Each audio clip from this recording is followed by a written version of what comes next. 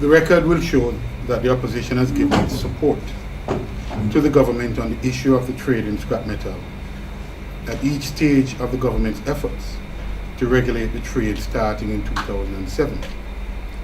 This was done on the basis that a sustainable solution was urgently needed and a recognition on the part of the opposition that the theft of public infrastructure and private property for sale to the industry was and remained unacceptable. On this latest occasion, the opposition's support for the temporary ban on the export trade in scrap metal was in anticipation of a meaningful dialogue with all stakeholders in the industry, including investors as well as the opposition. And I remind all of you that a press release was sent on July 20th to all media. Am I correct? Yeah, we have copies. And copies are available. The opposition was supporting, among other things, the seeming acceptance of the Minister of Industry, Investment and Commerce that there needed to be a tightening up of regulations as things were, in his word, too loose and had become, again in his word, a free-for-all. The opposition's main concern then was that of nationalization of the industry through a single export agency controlled by government, as was mooted by the minister and others in the media. The opposition never contemplated the 180-degree turn from that of a free-for-all in the industry to a total ban on export, and certainly not without meaningful consultations with stakeholders, again, as I said, including investors as well as the opposition. The licensed exporters, who mainly comprise the Scrap Metal Federation of Jamaica membership, had been asked to put forward proposals to assist in eliminating or reducing the incidence of theft in the industry, and had done so in good faith. The decision, therefore, by the government to shut down the entire industry will definitely wipe out the legitimate industry operators without the same degree of certainty that it will eliminate theft of public infrastructure and private property. The experience with copper is instructive. The trade in copper was prohibited as a part of the government's early efforts at regulating the trade, and this was announced by the former minister on May 6, 2010.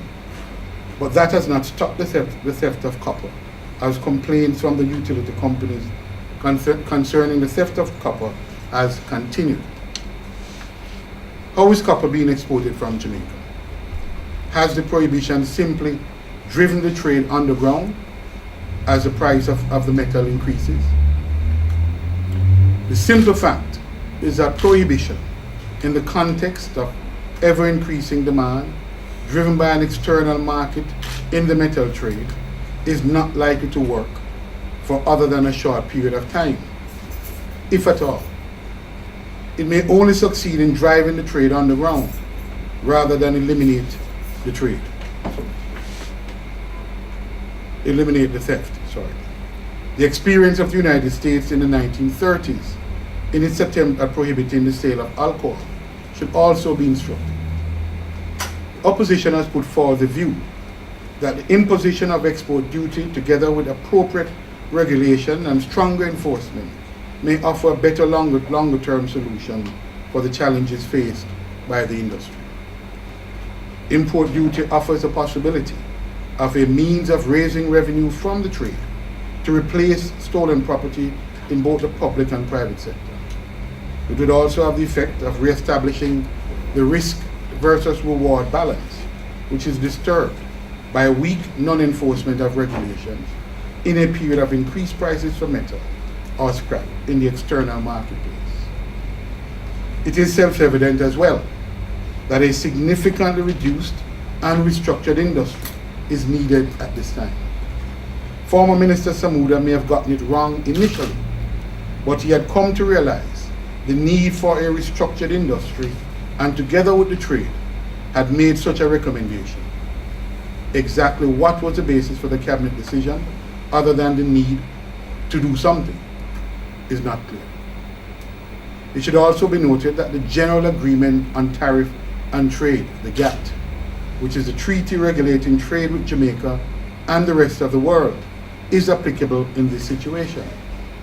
The treaty, while recognizing the government's ability to act in circumstances as exist in the current trade in scrap metal in Jamaica to protect the public's interests, does nevertheless require the government to take the least trade restrictive measure and also to provide justification of these measures to the World Trade Organization, the WTO.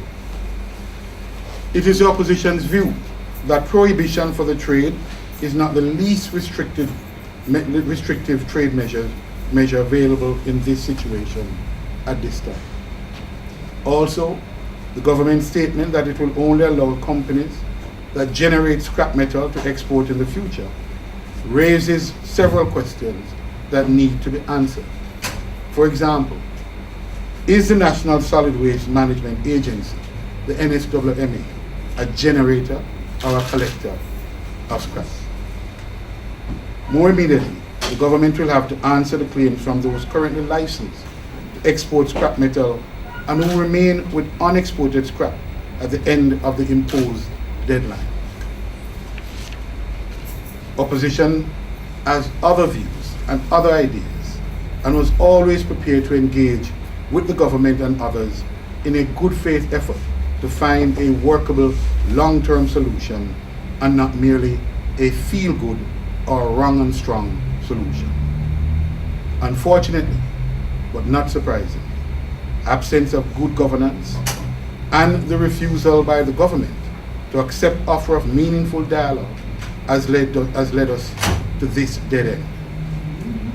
What eventuated was yet another lesson in unilateral action on the part of this administration, where the fact that although the cabinet has the legal authority to decide this and most other issues of policy affecting the lives of the Jamaican people, good governance and effective government is once again the loser, and with it, the continuing erosion of trust in our system of government. Will this administration ever learn the fundamental principle that in this period of globalization, the solution to difficult challenges facing Jamaica requires a deepening of the democratic process and more consultation, not less?